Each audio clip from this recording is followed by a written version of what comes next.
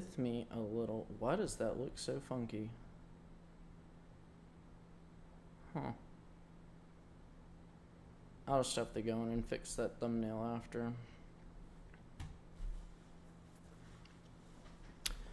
Alright, well, we should be live. Thumbnail looks goofy as all get out, but let me get ready. Today was a huge news day. Lots of stuff going on. Uh-oh. Let's fix that. Okay, there we are. Y'all are gonna have to bear with me while I get the post out for today. Sorry about that. I had to restart my computer right before I went live for no good reason. Like I said, it's been a huge news day today. Make sure, y'all are sharing this one. This will be a good one. Go ahead and share it now. And go ahead and drop a like. I don't think you'll be disappointed. YouTube. Huge news day. Hope to see you all in chat.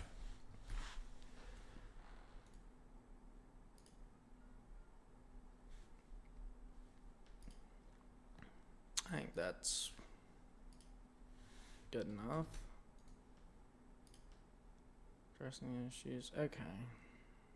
Yeah. I'm not normally. Just. Live on Rumble on YouTube. Huge news day to see you all in chat. Yeah, that looks good. But yeah, like I was saying, make sure you go ahead and drop a like on this one. This is gonna be a big one. Lots of stuff to discuss, lots of new news things coming out even right now. Let me see. I guess we're about ready. But yeah, make sure y'all are liking. Make sure you share today's. Today's is gonna be, like I said, really good. But today is Thursday. Oh, let me get in the frame. Thursday, December 18th, 2025. This is episode 28 of Addressing the Issues. We'll start off with I feel con today on so many levels. Last night was the emergency presidential address to the nation. I say emergency loosely. I'm glad I was entirely wrong on my assumption yesterday and I guess on Tuesday of what this address would be. I guess what the intention of it was at least somewhat productive, much more productive than what I had assumed. But we got an 18-minute State of the Union a month before the actual State of the Union. The only emergency in this was public relations and damage control. But I don't believe it quelled, too many people's fears. Fears on the economy, fears on inflation. I think these are reasonable fears for sure. Fears on healthcare, all the above. But this address had spent a large amount of time blaming the previous administration for problems faced throughout this year. I found that somewhat unfortunate. You've had a year. We should start seeing results. I'd like to see the results rather soon.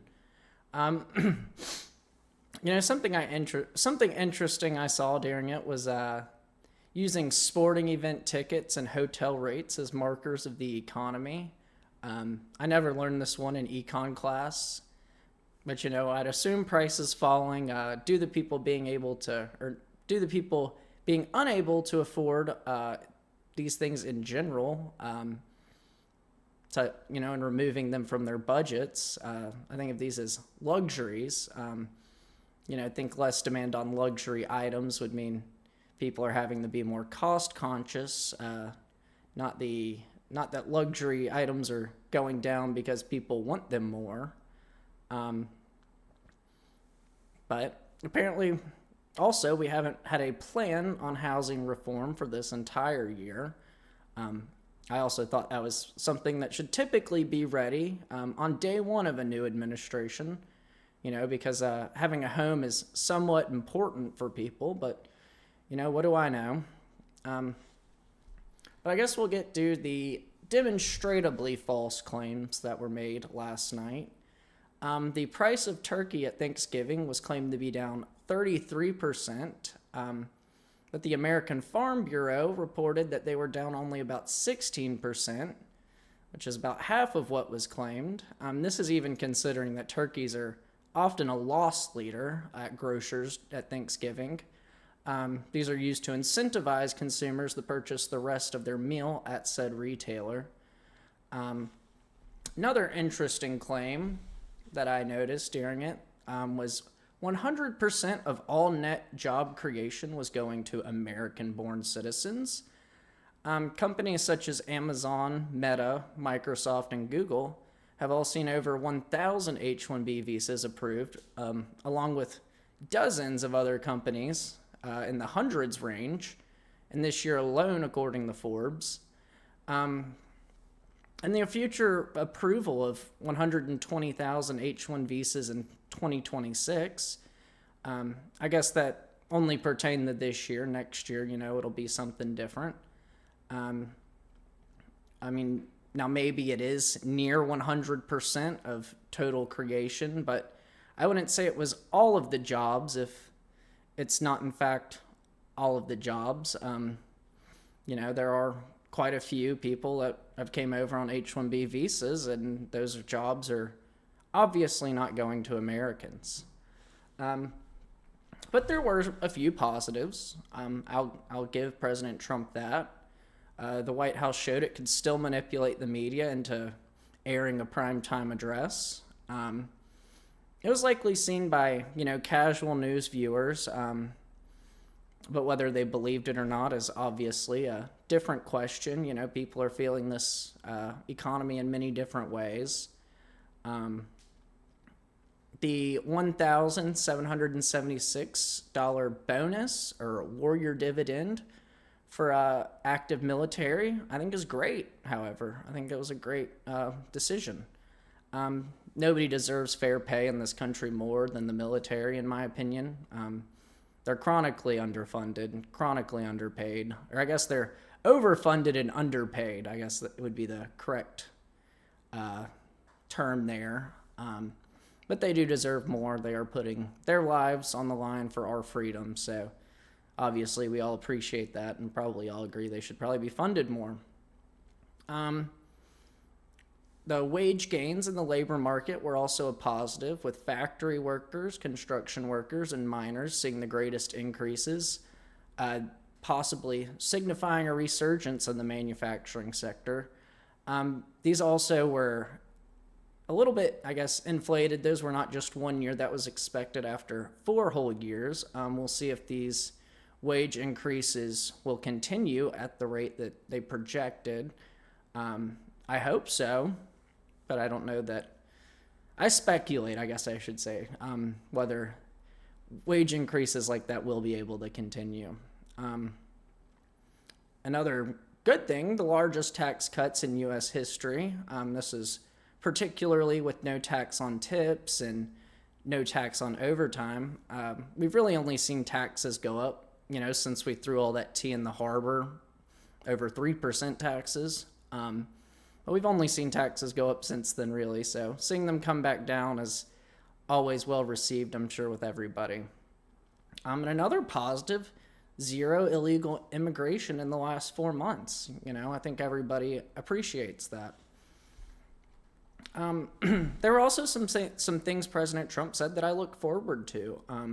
He said that it had been 4 days, but seeing if most favored nation status for prescription drugs can really bring the cost down 300 to 500%, along with the price of health care. The next chairman of the Federal Reserve, this person, if they are even selected yet, is being claimed to bring down interest rates and hopefully be able to make the purchase of homes much more affordable. Whatever the housing reform plan is, I want a house one day. The way things are going, that seems unattainable, but I hope they have a plan to turn that around, and I suspect they do, especially if it's taken this long for a plan. But in general, I think it was a rather unnecessary address, and it was quite puzzling to me as to why this was released a month before the State of the Union, unless the White House did feel it was in crisis, a little bit of crisis management. And it very well could have been. We've seen people in the administration departing with rumors of others departing soon. It could be the Susie Wiles interview was not good press at all, unless you want to assume it was a convoluted scheme to get national airtime last night, along with a misdirection of a military buildup in the Caribbean. Or maybe this was, just meant the comfort, almost like an FDR fireside chat. We talked about him yesterday. But like an FDR fireside chat before Trump goes campaigning this next year for the midterms. He's already scheduled to start campaigning for the midterms tomorrow alongside Michael Whatley of North Carolina. I believe he's running for Senate against likely Roy Cooper, I believe. In other news, I guess I'll give a brief synopsis. I think, for the average viewer of the news, last night's address could have been helpful. I think for news connoisseurs like myself, I think it probably did more harm than good, especially it showed a little bit of panic being just a month out from the State of the Union where you could address all these things. Obviously, he didn't seem to have the swagger that he traditionally does, President Trump. So, that was also a little worrying. I like a boisterous Trump, a Trump that boasts. I think that last night was a little bit worrying if that's what you look to. In other news, steps are being made across the government to begin protecting minors from mutilation surgeries. Yesterday, the House passed a vote on the Protect Children's Innocence Act to make gender transition surgeries illegal for minors. This would make it a Class C felony to provide transition surgeries or to prescribe puberty blockers for children. If passed in the law, it would allow for the imprisonment of a doctor who performed these acts for up to 10 years. I think it's also highly unlikely that this will get the 60 votes needed to pass the Senate, much like anything else because of the filibuster. But this morning in a press conference, Robert F. Kennedy Jr. announced that he had signed a declaration that sex-rejecting procedures are neither a safe nor an effective treatment for children with gender dysphoria. Dan Crenshaw's Do No Harm in Medicaid Act passed the House today, which would prohibit federal Medicaid funds for being used in specified gender transition procedures for individuals under the age of 18. These are defined as procedures intended to change the body of an individual to no longer correspond to the individual's biological sex. This is long overdue. Gender dysphoria has long been classified by the American Psychological Association as a mental illness. These are children that are not allowed to vote because it's been deemed that their brains are not fully developed yet. Yet we're subjecting them to life-altering surgery, which will effectively sterilize them before they can fully grasp the consequences of their actions. It makes no sense to have a mentally ill child without full faculties, by any definition, be able to make life-altering decisions like this that not only impact them, but impact their future generations as well, but can also cause immediate harm. I think it's really the right change to make to ensure that they're at least 18, the age you are legally an adult to make these decisions. And some would argue you should not be able to make these decisions until your brain is fully developed, which would be between ages 25 and 30, as this is defined as a psychological condition by the APA. In another huge update today, we have an update to the Brown University and MIT professor stories. A second suspect has been identified by the Brown University shooting since my last update on this. And I guess the major news today is authorities have found evidence that the Brown University shooting and the murder of an MIT professor could be linked, but evidence is, I guess, not deemed definitive right now. I warned on Monday that since this person had not been arrested, they could continue to do harm. And now this fear seems to be confirmed because I believe it was Monday night when the MIT incident took place. But today it has been said that police have identified a person of interest in the Brown University shooting. This is one of the two people that have, I guess, they're looking for. The name has not been released. However, authorities have acquired a warrant. The person that has been identified and now has a warrant is believed to be connected to both incidences through a rental vehicle of the same make and model at both scenes. A briefing that was scheduled for 4 p.m. today has been postponed indefinitely due to allegedly rapid developments. But this investigation has been a nightmare. I hope they can not just get the identified suspect in custody, but both of them. I hope they can do this very soon. Fortunately, I do believe it's likely the main shooter could be arrested very soon, but they don't seem to have an identity on the associate in the incident. But, it could happen as quickly as before the end of this stream. It could be later tonight. It could be a few more days, but I do hope that they can get this wrapped up rather soon, so at least people in the New England area will feel safe, especially people around universities. In another, update, tomorrow the whole of the Epstein files are set to be released. I'll update you on this on my live show on Monday. I don't think that they're going to get them out in a reasonable time tomorrow, and I should have a episode for you that's a guest episode, actually. So, but the Epstein Files Transparency Act deadline is tomorrow night at midnight. Today, Ro Khanna said that any justice official that does not comply with this law will be subject to prosecution for obstruction of justice, and that if the U.S. Attorney General Pam Bondi does not comply with the law, she would either be held in inherent contempt of Congress or subject to impeachment, he said before the House closed today.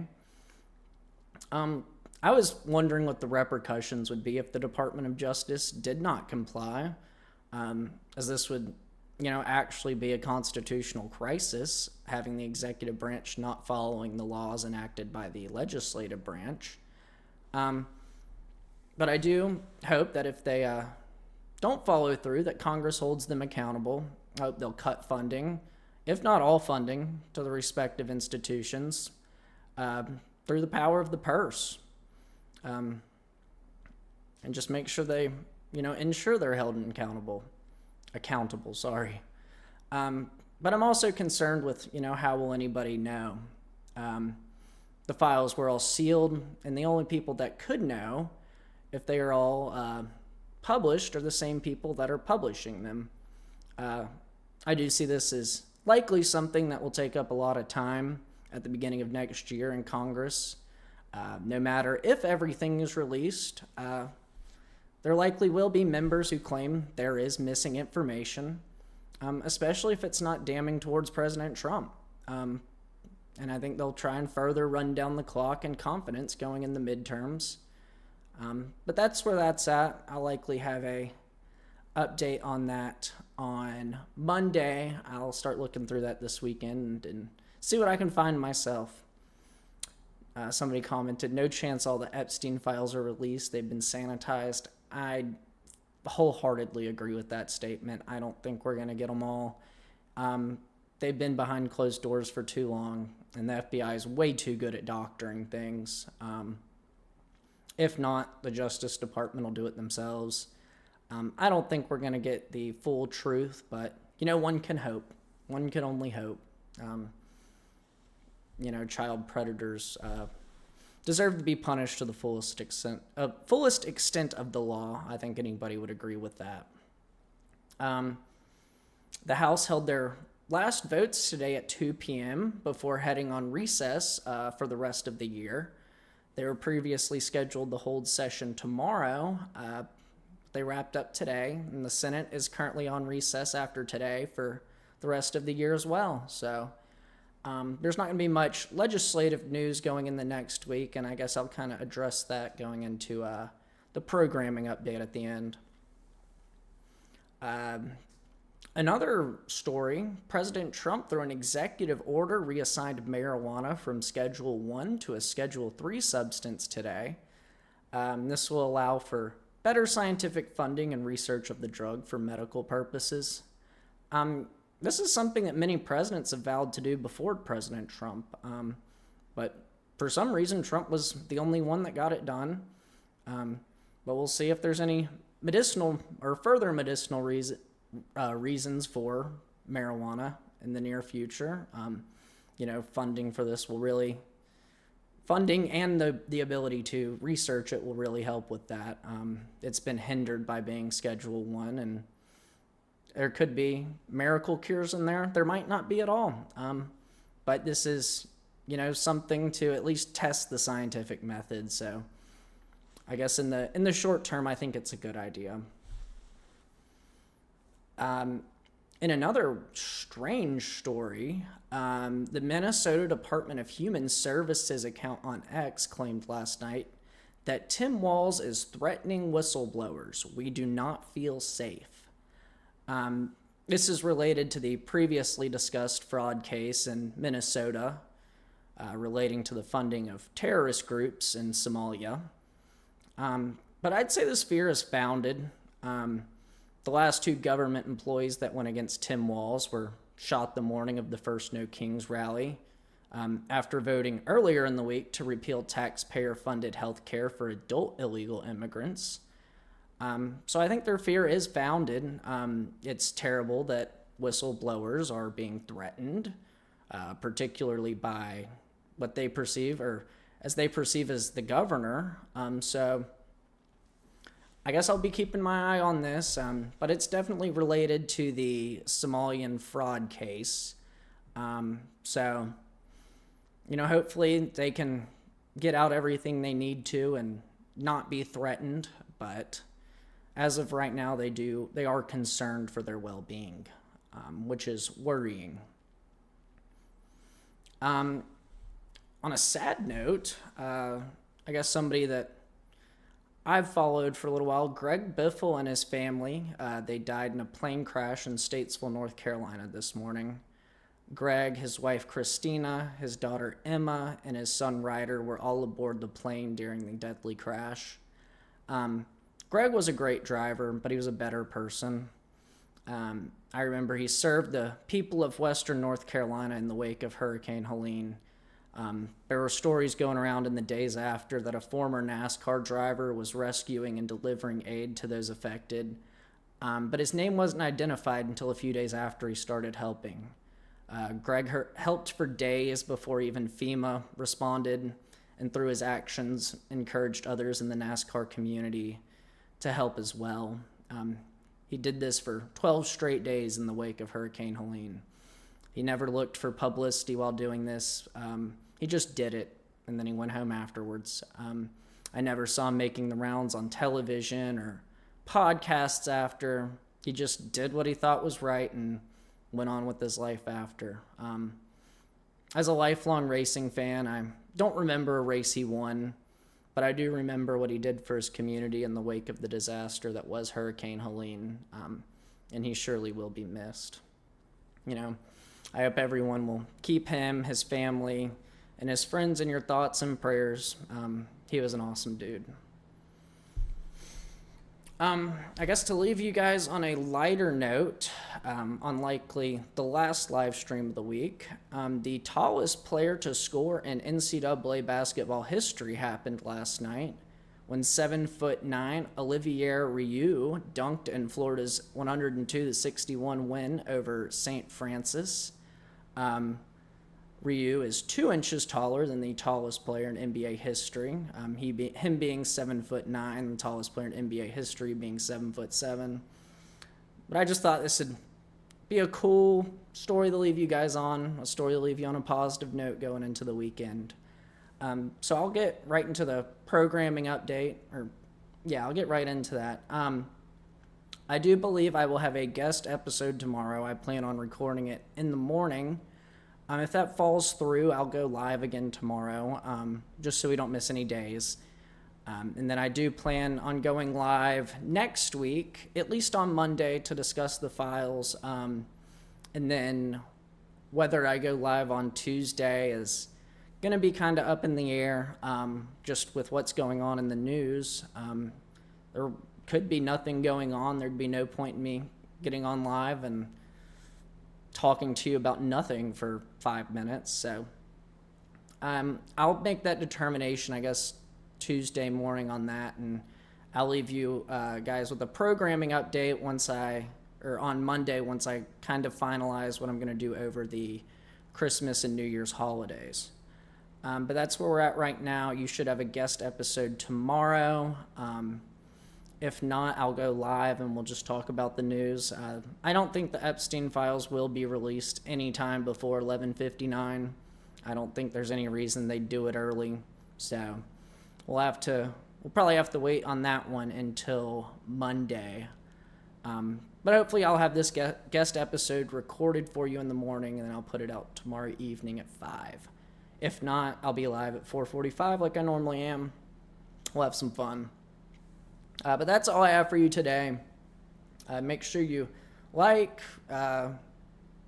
follow on Rumble, subscribe on YouTube, turn those notifications on, and share this. Sharing really helps. It gets new viewers in here. Maybe somebody determines they like it and they want to come back and they'll join us day after day in the chat like you guys do. I really appreciate that. I appreciate you guys sharing. I appreciate when you guys like it. It really helps me with the algorithm, helps this video get pushed out to further audiences. And I guess beyond that, if you'd like to help me financially, there is a $ symbol button on Rumble. It's in the bottom left, I believe, of where I am. You can do a one-time donation. You can do a monthly donation. Anything helps. Helps keep this program going, helps me get new equipment. We recently upgraded the 1080p, which was awesome. So, stuff like that. Anything really helps, especially going into the Christmas season. I got to get my mom a present soon. But that's all I have for today.